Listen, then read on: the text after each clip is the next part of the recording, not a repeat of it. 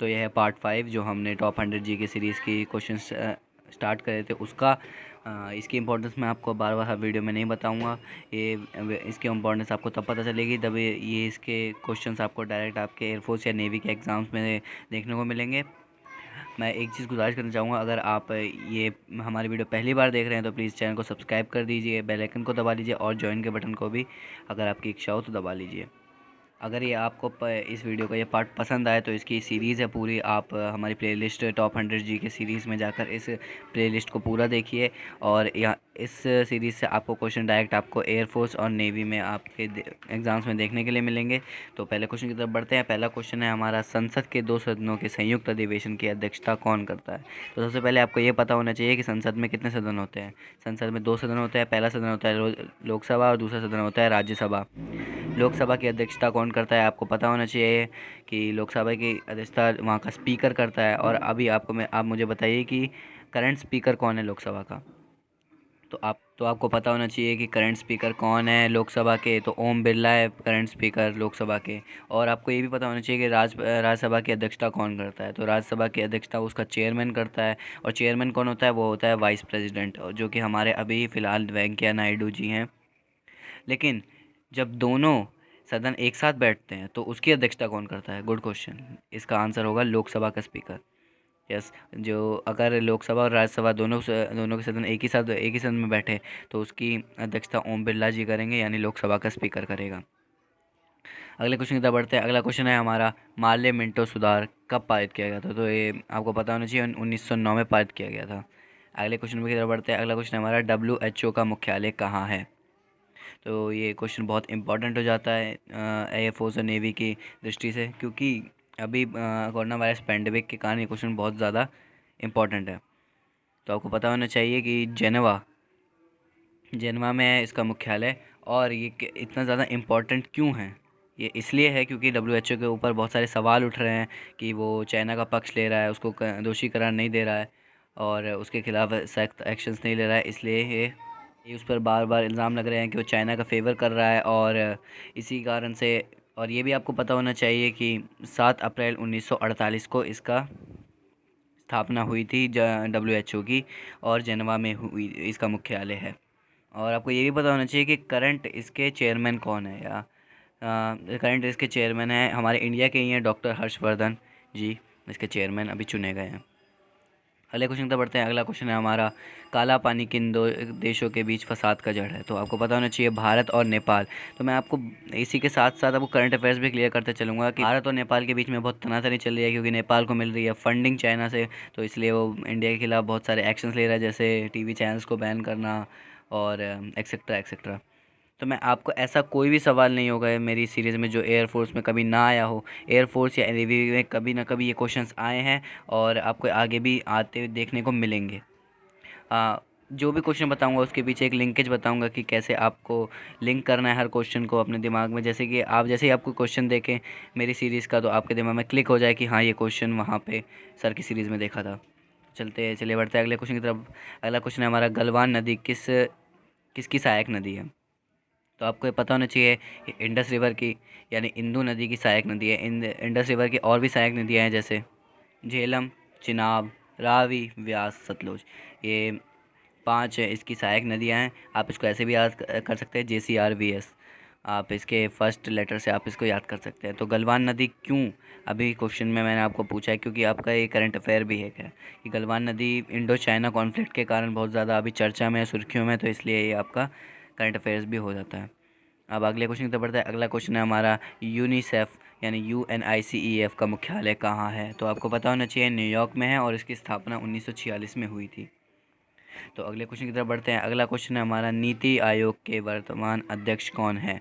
तो आपको पता होना चाहिए प्रधानमंत्री जो होता है वही नीति आयोग का हाँ अध्यक्ष होता है। तो हमारे नरेंद्र मोदी जी हमारे इसका अध्यक्ष हैं। तो आपको ये भी पता होना चाहिए कि CEO और अध्यक्ष यानी चेयरमैन में क्या अंतर होता है। तो आपको ये तो बता दिया कि अध्यक्ष हमारे मोदी जी है, चेयरमैन हमारे मोदी जी हैं। तो अब ये बताइए कि CEO कौन है? मैं आपसे क्वेश्चन क्यों पूछता हूँ? मैं आपसे क्वेश्चन इसलिए पूछता हूँ क्योंकि मैं समझता हूँ कि learning is a two way communication. धीरे धीरे अगर मैं आपसे कोई क्वेश्चन नहीं पूछूंगा, आपका इंटरेक्शन मेरे साथ नहीं रहेगा, तो आपका धीरे धीरे अटेंशन स्पैन कम होता चला जाएगा और एक बार को आपको ये वीडियो बोरिंग लगने लग जाएगी और आप स्किप कर दोगे। तो इसलिए मैं आपसे एक क्वेश्चन पूछता हूँ, आप तुरंत उसको गूगल कीजिए या फिर मेरे कमेंट बॉक्स में आंसर कीजिए, तो आपका अटेंशन बना रहेगा मेरे साथ। तो आपका ये क्वेश्चन आपको साथ ही साथ याद भी होते चलेंगे। मैं तो कहूँगा कि आप इन क्वेश्चंस के नोट्स बना लें, क्योंकि अभी आगे आपके एग्ज़ाम्स में ये सारे क्वेश्चंस देखने को आपको मिलेंगे। चलिए आगे बढ़ते हैं। अगला क्वेश्चन है हमारा, उच्च न्यायालय के जज की अधिकतम आयु सीमा क्या होती है? तो आपको पता होना चाहिए कि उच्च न्यायालय की अधिकतम आयु सीमा 62 साल होती है जज बनने के लिए। लेकिन अगर मैं पूछूं कि सुप्रीम कोर्ट के जज बनने के लिए न्यूनतम आयु की सीमा क्या होती है, तो आप बोलेंगे क्या? तो मैं कहूँगा कुछ नहीं होती है। जी हाँ, आपने सही सुना, कुछ नहीं होती है। आप कभी भी, जब भी आप लायक हो, जब भी आप एलिजिबल हो बनने के, या जब भी आपकी पढ़ाई पूरी हो जाए, आप तभी उच्च न्यायालय के सर्वोच्च न्यायालय के जज बन सकते हो। तो अगले क्वेश्चन पर बढ़ते हैं। बंगाल का विभाजन कब हुआ था? तो आपको पता होना चाहिए 19 जुलाई 1905 में बंगाल का विभाजन हुआ था। अगले क्वेश्चन पर बढ़ते हैं। अगला क्वेश्चन है हमारा, कांग्रेस की स्थापना कब हुई थी?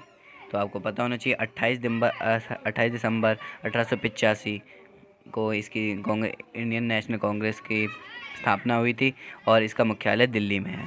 तो आपको और इसके रिलेटेड बहुत सारे क्वेश्चन देखने को मिलेंगे कि कांग्रेस का सबसे पहले अध्यक्ष कौन थे? तो आपको पता होना चाहिए WC बनर्जी जी हमारे पहले अध्यक्ष थे कांग्रेस के। अगर आपको ये पूछा जाए कि सबसे पहले महिला अध्यक्ष कौन थी, तो आपको पता होना चाहिए एनी बेसेंट थी। लेकिन अगर महिला और अध्यक्ष के बीच में भारतीय लग जाएगा, ऐसे लग जाएगा भारतीय महिला अध्यक्ष कौन थी, तो आपको पता होना चाहिए सरोजनी नायडू कांग्रेस की सबसे पहली भारतीय महिला अध्यक्ष बनी थी।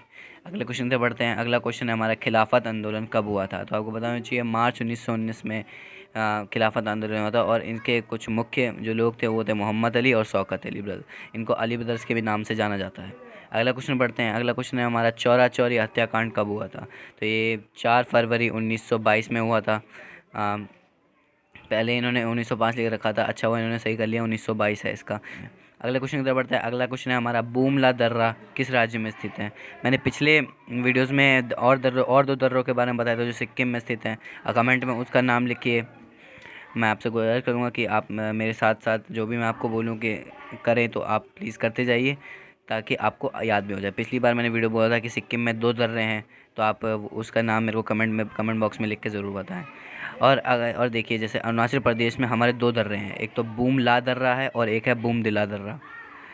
तो आपको पता होना चाहिए, अगर आपको बूम जैसे ही दिख जाए वैसे ही आपको अरुणाचल प्रदेश टिक कर देना है। अगला क्वेश्चन आता है, भारतीय राष्ट्रीय कांग्रेस की पहली ब्रिटिश महिला अध्यक्ष कौन थी? मैंने ये क्वेश्चन आपको पहले ही डिस्कस कर लिया है। ये एनी बेसेंट जी थी। इसके क्वेश्चन के बारे में आपको पहले ही बता चुका हूँ। अगले क्वेश्चन की तरफ बढ़ते हैं। अगला क्वेश्चन है हमारा, चाटगांव शस्त्रागार छापा कब हुआ था? तो आपको बताना चाहिए 1930 में छापा हुआ था। काकोरी कांड कब हुआ था? तो आपको पता होना चाहिए 1925 में हुआ था ये, और इसके मुख्य थे राम प्रसाद बिस्मिल और अशफाकुल्ला खान। तो आपको पता होना चाहिए कि इसी मतलब काकोरी कांड में एक ट्रेन को लूटा गया था और इसी के ऊपर एक मूवी रंग दे बसंती फिल्म की गई थी, शूट की गई थी। अगर आपको इसके बारे में ज़्यादा जानकारी चाहिए तो आप इसको गूगल कर लीजिए। अगले क्वेश्चन से बढ़ते हैं। अगला क्वेश्चन है हमारा, भारत में वन का सबसे अधिक प्रतिशत किस राज्य में है? बहुत ही ब्यूटीफुल क्वेश्चन है। मेरे क्वेश्चंस की ब्यूटी यही होती है कि मैं एक क्वेश्चन से आपको बहुत सारी चीज़ें सिखाना चाहता हूँ, और आप यही मैं बताना चाहता हूँ कि एक आपको अलर्ट होना है। जब भी आप कोई भी क्वेश्चन पढ़े तो आपको पूरे आपके सारे सेंसेस अलर्ट होने चाहिए कि थोड़ा सा भी, अगर आप जैसे देख लीजिए, भारत में वन का सबसे अधिक प्रतिशत किस राज्य में है? यहाँ पे प्रतिशत लग गया है, यहाँ पे बहुत सारे बच्चे गलत हो जाएंगे। प्रतिशत नहीं लगा होता तो इसका आंसर होता कर्नाटका, लेकिन मिज़ोरम है। अब मैं समझाता हूँ कैसे आपको। मान लीजिए ये मिज़ोरम है और ये हमारा कर्नाटका है, ठीक है। इस मिज़ोरम में इतने प्रतिशत पे, जैसे इतने प्रतिशत पे इसमें वन है, इतनी जगह पे वन है, और उसमें यहाँ पे इतने प्रतिशत पे वन है, इतनी जगह पे वन है कर्नाटका में। तो ज़्यादा प्रतिशत में वन किस में हुआ?